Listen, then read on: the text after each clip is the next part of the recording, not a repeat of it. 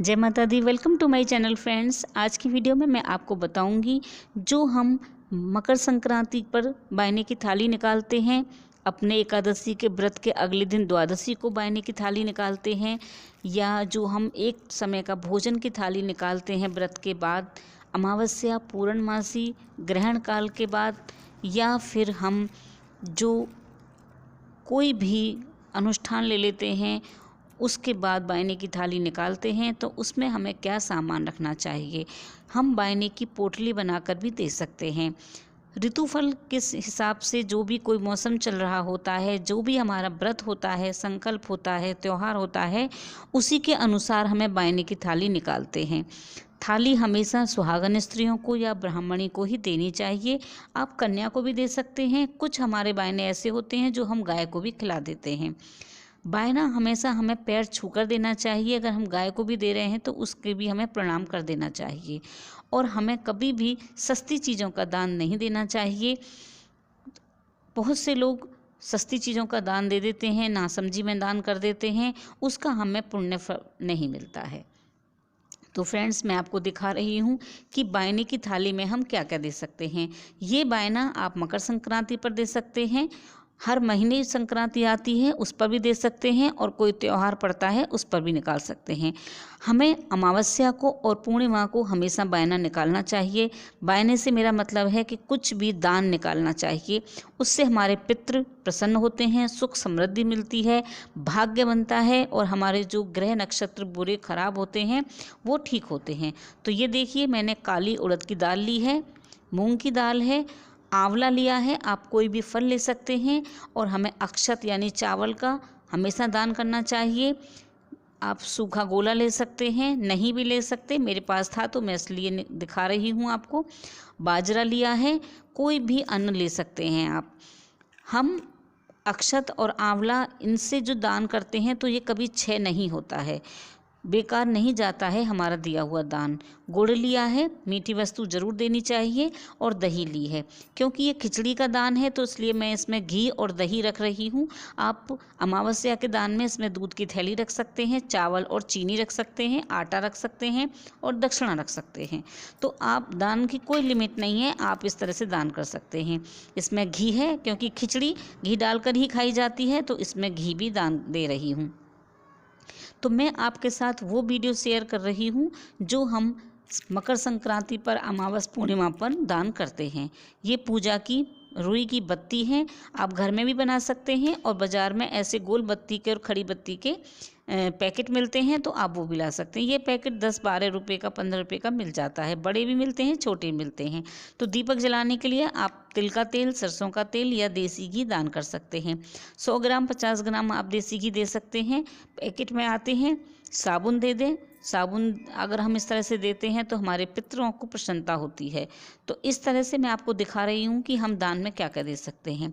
ये आप दान की पोटली बना सकते हैं। अगर आप 14 वस्तुओं का दान कर रहे हैं मकर संक्रांति पर, या आपने कोई व्रत अनुष्ठान, कोई उद्यापन लिया है, तो आप उसको 7 सुहागनों को, 9, 11 जो भी सुहागन हैं आप बुला रहे हैं उनको दे रहे हैं, तो आप इस तरह से पोटली बना लीजिए। उसमें आप जो भी चीज़ दान करना चाहते हैं उसके पैकेट बना लीजिए। आप इस तरह से स्टील के टिफ़िन ले सकते हैं। आप मिठाइयों के पैकेट बना सकते हैं, लड्डू, नमकीन, मट्ठी, जो भी आप दान करना चाहें ऋतु के हिसाब से। जैसे आजकल गज्जक और रेवड़ी, तिल की चीज़ों का दान हो रहा है, तो मैं आपको वही पैकेट दिखा रही हूँ। अगर आप इसमें कोई और भी सामान रख सकते हैं, नमकीन, मट्ठी, बिस्किट, जो भी आप देना चाहें, मिठाई दे सकते हैं, भोजन बनाकर दे सकते हैं, घर में लड्डू बनाकर, हलवा बनाकर भी पैकेट बनाकर इसमें रख सकते हैं। तो इस तरह से आप पोटली बना लीजिए और उसमें दक्षिणा रख दीजिए, जो भी आपकी सामर्थ्य है, 10 रुपये, 50 रुपये, 100 रुपये, जो भी रख सकते हैं आप। और इस तरह से पोटली बना करके आप दे सकते हैं दान में। तो फ्रेंड्स, मैं आपको ये बता रही हूँ कि जो 14 तारीख को हम दान करते हैं, संक्रांति के दिन या अमावस्या के दिन हम किसी को दान देते हैं, तो हमें ख़राब चीज़ों का दान नहीं करना चाहिए। नासमझी में गलत तरीके से चीज़ों का दान नहीं करना चाहिए। सस्ते के चक्कर में सड़ी गली वस्तुओं का दान नहीं करना चाहिए। जैसे अमावस्या है, पूर्णिमा है, मकर संक्रांति है, या आपने एकादशी का व्रत रखा है और द्वादशी को आप दान निकाल रहे हैं, तो आप कहते हैं ना, स्नान और दान दोनों का संबंध एक साथ मिला हुआ है। स्नान करने के बाद आप पूजा करें घर की, अपनी जो रोज़ की प्रतिदिन की पूजा है, उसके बाद आप अपने दान की थाली निकाल दें। और थाली में आप इस तरह से पैकेट बना बना कर रख सकते हैं। पुड़ियाओं में आप दे सकते हैं, पुड़ियाँ बनाकर रख सकते हैं। उसमें नमक भी हो सकता है, हल्दी हो सकती है, दूध की थैली, आटा, चावल, इस तरह से आप दान की थाली बना लीजिए। अगर आप अमावस्या का दान कर रहे हैं या द्वादशी को दान दे रहे हैं, तो आप उसमें नमक भी दीजिए थोड़ा सा पुड़िया बनाकर, या आप पैकेट ला सकते हैं हल्दी नमक का। और जब भी आप कुछ दान करें, जैसे आप किसी व्रत का दान दे रहे हैं या आप जैसे संक्रांति का दान है, तो आप कोई पुस्तक दे सकते हैं। ये मास्क है, मैं मास्क का भी दान कर रही हूँ, और ये सैनिटाइज़र है। आजकल क्योंकि कोरोना की बीमारी है, तो सैनिटाइज़र और मास्क भी आप दान में दे सकते हैं। 14 वस्तुओं में भी गिनकर दे सकते हैं। ये श्रृंगार का सामान है, आप इसमें थोड़ा श्रृंगार का सामान भी रख सकते हैं। बिंदी, खाली बिंदी और मेहंदी रख सकते हैं, बिंदी सिंदूर रख सकते हैं, चूड़ियाँ रख सकते हैं, कंगना रख सकते हैं। जो भी आपके पास आसानी से मिल जाता है वही आप रख सकते हैं। ज़्यादा 16 श्रृंगार रखने की भी आवश्यकता नहीं होती है, और अगर आपके पास है तो आप 16 श्रृंगार का सामान भी रख सकते हैं। तो इस तरह से फ्रेंड, जब आपको कोई भी बायने की थाली देता है, तो उसको इस तरह से हमें बायने को हाथ फेर कर मनसना होता है, और प्रभु से हमें प्रार्थना करनी होती है कि हे प्रभु, मैं इन वस्तुओं का अपना नाम लें, अपने गोत्र का नाम लें, आप अपने स्थान का नाम लें, और फिर उसके बाद बोलें कि मैं ये दान की थाली निकाल रही हूँ, तो मुझे इसका पूर्ण फल प्राप्त हो, और प्रभु आपकी कृपा मुझे प्राप्त हो। मेरे ग्रह नक्षत्र, सब बुरे ग्रह नक्षत्र समाप्त हों, और मुझे सौभाग्य की प्राप्ति हो। मुझे मेरा दुर्भाग्य का नाश हो, और मुझे सौभाग्य की प्राप्ति हो। इस तरह से हम भगवान से प्रार्थना करते हैं। तो आप देख सकते हैं वीडियो में कि क्या क्या सामान हम दान दे सकते हैं। ये मैंने आपको एक आइडिया दिया है कि आप इस तरह का सामान ले सकते हैं। आप इसमें मात्रा ज़्यादा भी कर सकते हैं और कम भी कर सकते हैं, जो भी आसानी से मिल जाए। इसमें किसी का जोर ज़बरदस्ती नहीं होती है, क्योंकि फ्रेंड्स, कभी भी हमें दान देने के बाद पछताना नहीं चाहिए। बहुत से लोग होते हैं, दान करने के बाद सोचते हैं कि हमने इतना दान दिया, तो दान देने के बाद व्यक्ति को पश्चाताप नहीं करना चाहिए। अगर दान करने के बाद आपके मन में ऐसा विचार आता है कि मुझे ये चीज़ नहीं देनी चाहिए थी, या मैंने ज़्यादा दे दिया, या कम देना चाहिए था, तो ऐसा करने से आपका जो पुण्य है दान का, वो समाप्त हो जाता है। ऐसे लोगों को दान नहीं करना चाहिए जो आपका अपमान करें, आपके पीठ पीछे बुराई करें। ऐसे लोगों को कभी भी दान नहीं देना चाहिए। आप ज़्यादा सामान दे सकते हैं, कम भी दे सकते हैं।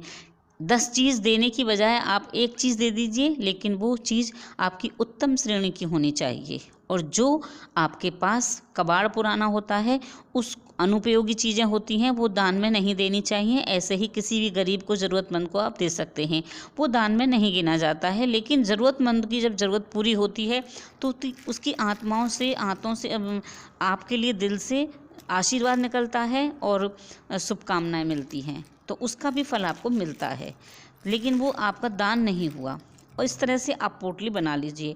आप कोई भी व्रत करते हैं, जैसे वैभव लक्ष्मी का करते हैं, दुर्गाष्टमी का करते हैं, एकादशी का करते हैं, तो आप जैसे सुहागन स्त्रियों को घर बुलाते हैं या कन्याओं को बुलाते हैं, तो आप इस तरह से दान की पोटली बना लीजिए।